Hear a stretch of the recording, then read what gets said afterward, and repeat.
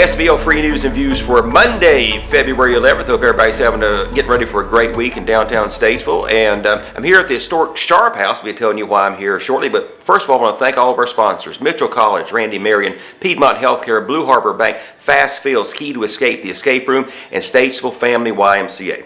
We're here at the Sharpe House to meet with Keith Rhyne. I sometimes call him Keith Sharpe for obvious reason, but Mike Fuhrman is here about a special opportunity for some travel and also some of the upcoming events that are happening here at the Historic Sharpe. Thanks for joining us today. Thank you. Good morning, sir. Excited to talk with you today about the big trip to the UK this summer that you've arranged through Mann Travel. It's a 10 or 11 day trip at the end of August, early September. Sounds like a fascinating trip. Before we go over the itinerary, tell us a little bit about the impetus for this trip. It happened with Mann Travel with Erica Reed, who created the trip for us with Trafalgar Tours.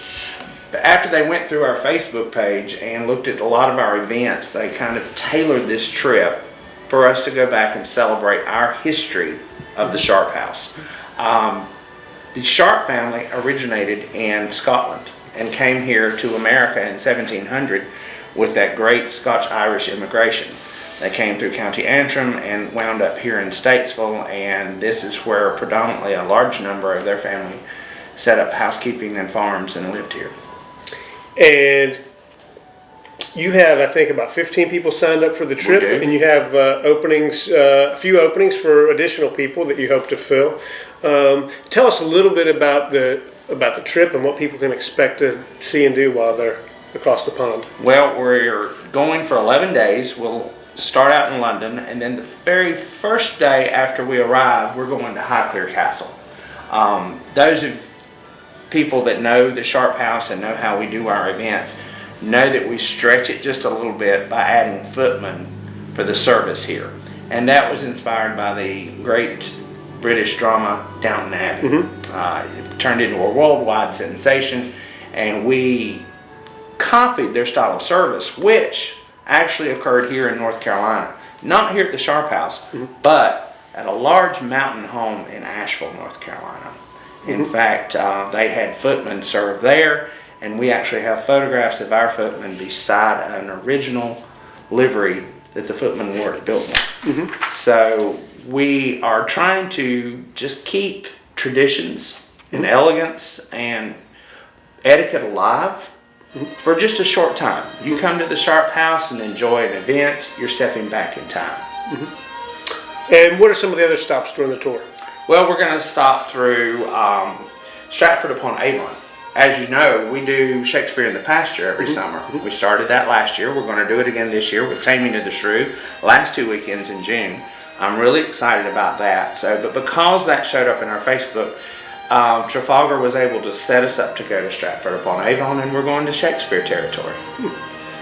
Then we'll go on to Edinburgh, Scotland, and that's where we'll touch base with our Scottish ancestry. Okay. We'll wind up coming back through and go to Liverpool. So all of my friends of a certain age that have signed up to go on the trip, they're excited. They're going to Beagle Country. All right. Now, the trip is something extra you're doing this year, but you do have a lot of regular events throughout the year. While we have the opportunity, I thought maybe you could hit a few highlights for us. Well, we just celebrated the Valentine's Day tea this past Saturday. Had great attendance despite the flu.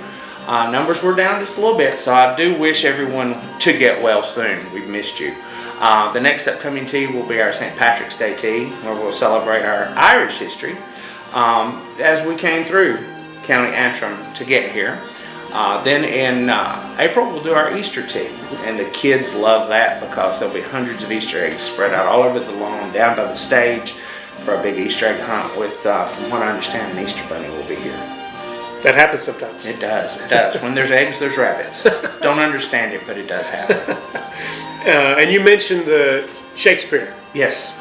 And also in May, we're going to be celebrating again the Tom Dooley project with WAME Radio, and Kathy Cash will be directing the show at the courthouse. But we'll be having a barbecue here at the house in the back lawn, weather permitting, if not inside, where we'll serve good old Southern barbecue and celebrate the Old South. So people can park here and then have a carriage ride to the show? They can.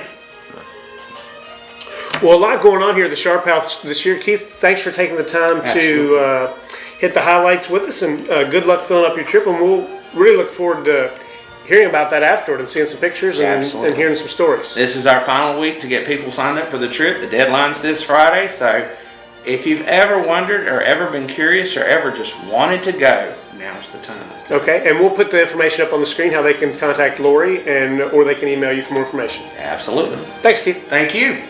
Thank you, Keith. A lot of good information there, a lot of things going on here at the Historic Sharpe House. I want to end, Keith, before we go, I'm going to put the picture of the cabinet behind me. Tell us a little bit about that. The china cabinets from the McKee plantation where Sarah Jane, Colonel Sharpe's wife, lived. She, of course, Scottish, McKee. It's filled with, in that top section, Spode Copeland china, which is made in Britain. Wow. Okay. I don't know that we're going to be near the Spode Copeland factory, but we're going back from whence it came. So look, lots to look forward to, and I'll put a picture of that up there. So if you haven't done it yet, go to svlfreenews.com, sign up for your email edition, which comes out every morning at 5 a.m. I know you're signed up, Keith. I am. I get it every morning. Every morning at 5. Mike, it's good to see you. I hope you get feeling better after the flu, and we will see you later this week. Have a great week, everybody.